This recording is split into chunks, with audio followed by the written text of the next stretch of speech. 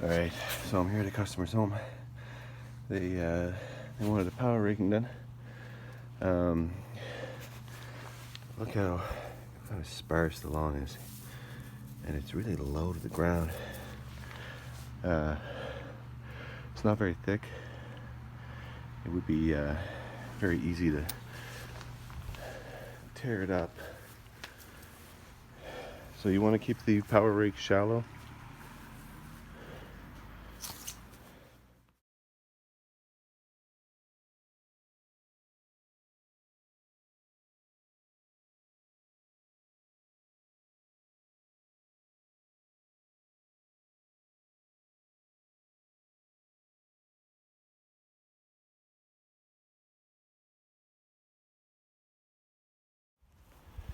All right, well here we are on my yard and the neighbor's yard.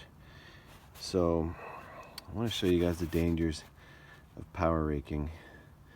A lawn care company came over and they did my neighbor's yard, and they thought, oh, you know, since we're already here and since there's sort of a narrow gap between the two homes, I'll just do my side too. So anyway, you can tell, look how sparse the lawn is now. All right, it was more or less looking like this before. Yeah, there's some you know, maybe it's still hibernating, maybe it's dead grass, it's hard to say, but that's gonna recover a lot faster than this will. So power rake can be an incredible tool, but it can also be a deadly one. It can cause a lot of damage. Sometimes customers won't complain, but then there will be those that will, and then you have to come back and you have to seed. I haven't personally had to do that myself, but I'm just showing you what can happen when you have an inexperienced worker with a power rake. All right, so this is my lawn.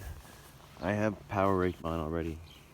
So there's you kind of see the soil underneath when you're looking down from the top. You know, there's still some dead grass in there, but that'll go away. As soon as the summer hits, everything's gonna be nice and lush and green.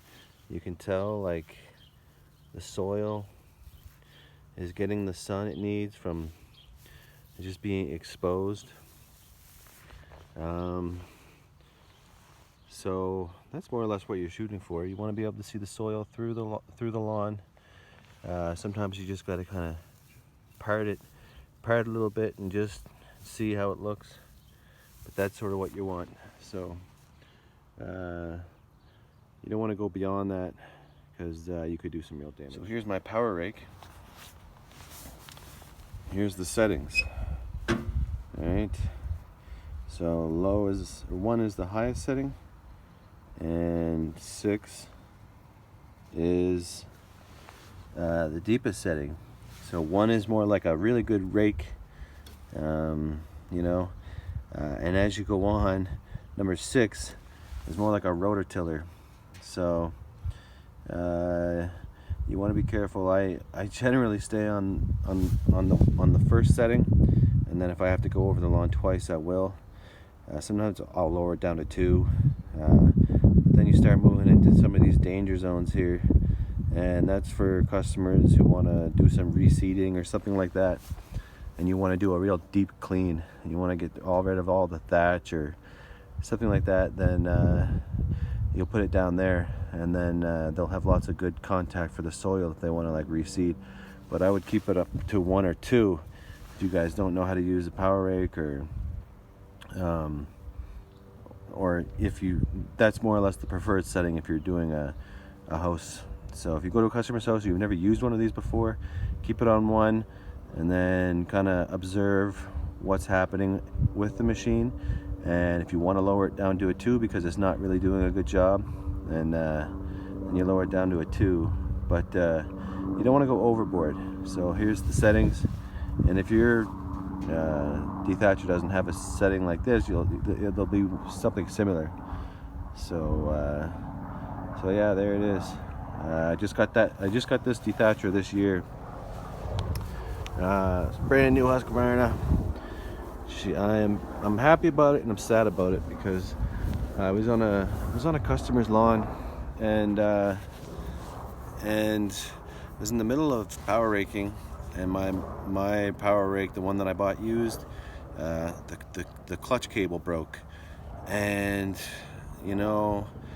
I was really stressed out, and I thought, what do I do? So I called the local shop. I wasn't even in my own town. I called called the local dealership over there, and I'm familiar with them. And they told me, I went down there, and they told me it was going to be a week or two before they got a part in.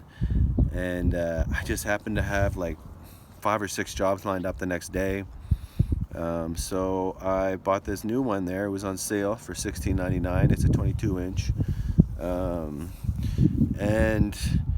But it really did kind of hurt, because I don't like buying equipment. I want to be able to upkeep it and not have to buy new equipment. But it is a tax write-off, because I am a legit business. And and then I fixed my old power rake, and then I was able to sell it. So then it wasn't so bad. But